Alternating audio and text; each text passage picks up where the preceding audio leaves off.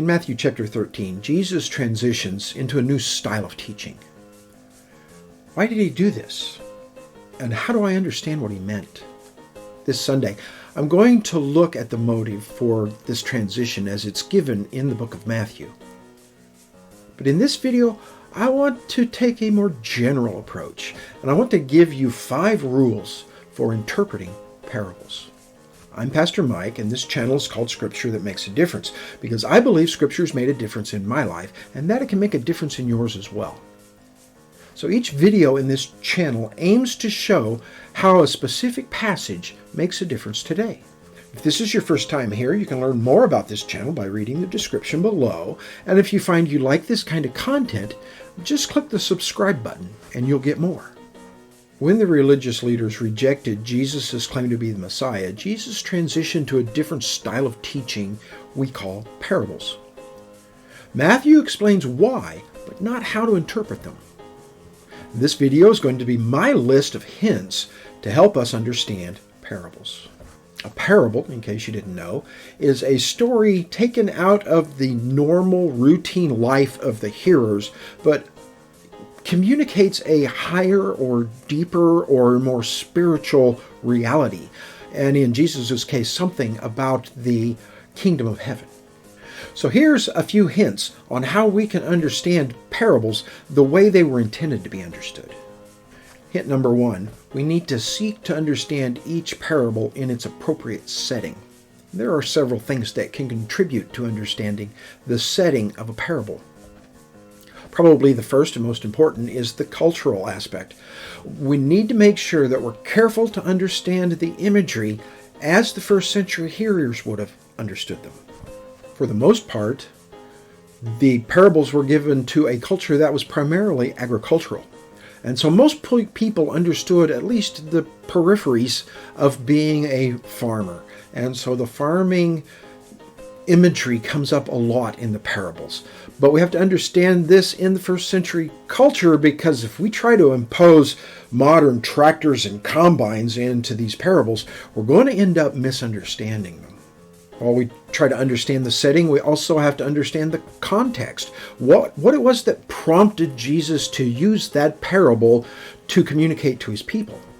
A third aspect of setting is the audience that was listening. And in the case of recorded parables, there's actually 2 audiences.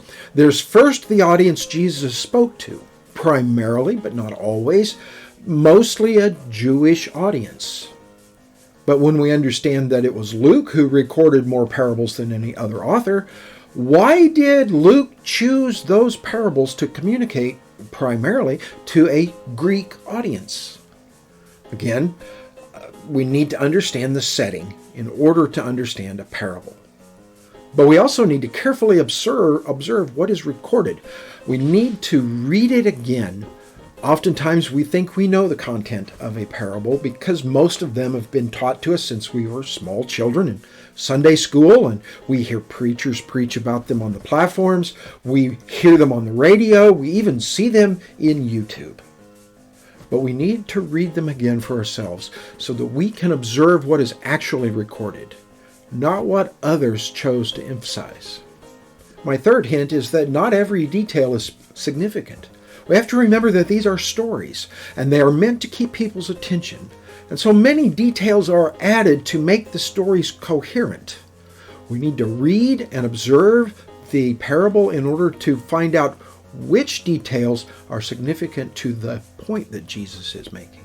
And that's the fourth hint. We need to remember that Jesus, when he tells a parable, is only making one point.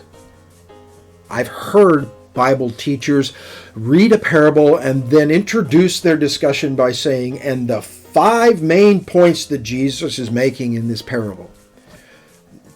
Right away, I know that I'm going to be hearing something that's either not well thought out or misleading. Parables are designed to give one point, to ram one point home hard so that it sinks in deep into the hearts and the minds of the hearers. Frequently, that point is hard to find. And so we need to, for our fifth hint, cross-reference and see if Jesus has given an explanation. In fact, Twice in Matthew chapter 13, Jesus himself gives the explanation of his own parables. By following these guidelines, we should be able to come up with the meaning Jesus intended us to have for the parables that he used. This is a short but necessary video to help us as we take the next several weeks to look at the parables recorded in Matthew chapter 13. So what do you think? Which of these hints means the most to you? Which of these hints are you going to use first? Maybe you have other hints that you've heard other teachers give, and we'd love to have you share those in our comments so that we can all benefit. Perhaps you have questions about what I've said. Again, it was a very short video. I went through it very quickly. There are things that weren't said that could have been, and you may need to hear that. You can ask those in the comments, and I'll fill in the answers as soon as I can. You can also make suggestions for future content so that I can study passages that mean something to you and help you understand how they apply in a 21st century context. And if you like hearing how specific passages can make a difference today, just click the subscribe button and click the bell so that you're the first to know when I've released a new episode. And don't forget that you can help get the difference-making message of the Scripture to your friends and family by sharing this on social media. And if you happen to live anywhere near Enid, Oklahoma, please come by and visit us. Our address is in our Facebook, and I've put a link in the description below. Our services start at 10 o'clock, and this Sunday you can hear Jesus explain his motives and his uses of parables.